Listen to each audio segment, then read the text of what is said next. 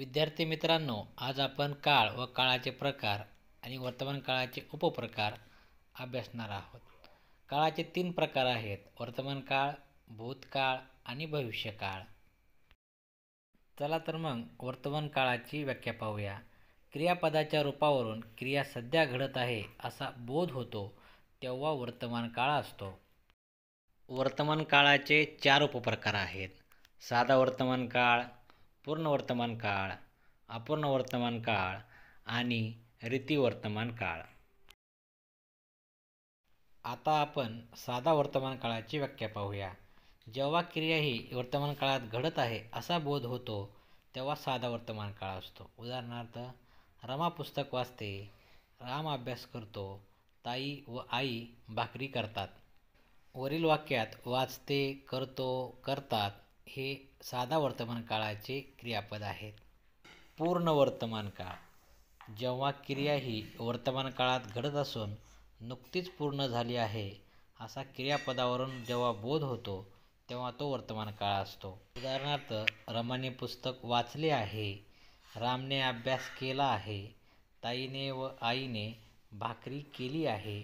यात वाचले आहे, केला आहे, केली आहे हे पूर्ण वर्तमान काळाचे उदाहरणं आहेत.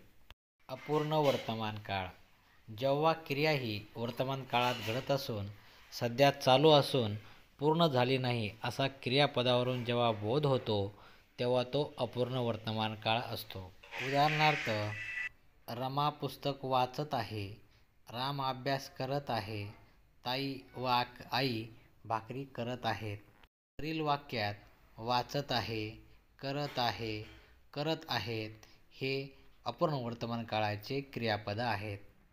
आता आपण रीती वर्तमान काळ पाहूयात. जेव्हा क्रिया ही वर्तमान काळात सतत घडत आहे असा क्रियापदावरून बोध होतो तेव्हा तो रीती वर्तमान काळ असतो. उदाहरणार्थ, रमा पुस्तक वाचत असते, राम अभ्यास करत असतो, ताई व आई भाकरी करत असतात.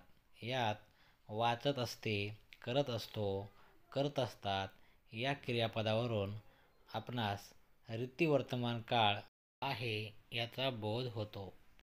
आता आपण एक वाक्य 4ही उपप्रकारामध्ये पाहणार आहोत. आदित्य जेवतो, साधा वर्तमान काळ. आदित्यनं जेवण केलं आहे, पूर्ण वर्तमान काळ. आदित्य जेवण करत आहे, अपूर्ण वर्तमान काळ. आदित्य जेवण करत असतो, रीती वर्तमान काळ. वर्तमान काळाचे प्रकार कळालेच असतील. चला तर मग पुढील व्हिडिओत आपण पाहूयात भूतकाळाचे उपप्रकार. धन्यवाद.